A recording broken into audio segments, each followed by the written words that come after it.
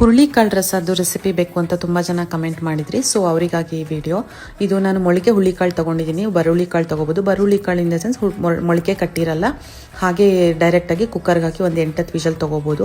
ನಾನು ಮೊಳಕೆ ಕಟ್ಟಿರೋದ್ರಿಂದ ಹಿಂಗೆ ನೀರು ಹಾಕಿ ಒಂದು 5 to 6 ವಿಷಲ್ ಸಾಕಾಗುತ್ತೆ. ಮೊಳಕೆ ಬಂದಿರೋದ್ರಿಂದ ಮೊಳಕೆ ಬಂದಿರೋದು ತುಂಬ ಚೆನ್ನಾಗಿರುತ್ತೆ. ಅದು ಒಂಥರ ಡಿಫ್ರೆಂಟ್ ಟೇಸ್ಟ್, ಇದೊಂಥರ.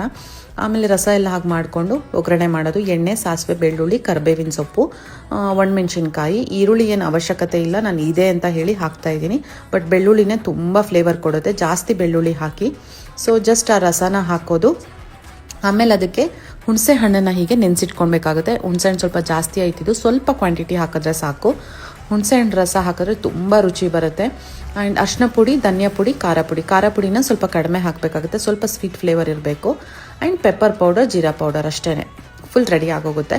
ಆ್ಯಂಡ್ ಅನ್ನದ ಜೊತೆಗೆ ನೀವು ಆರಾಮಾಗಿ ತಿನ್ಬೋದು, ಸಕ್ಕತ್ತಾಗಿರುತ್ತೆ.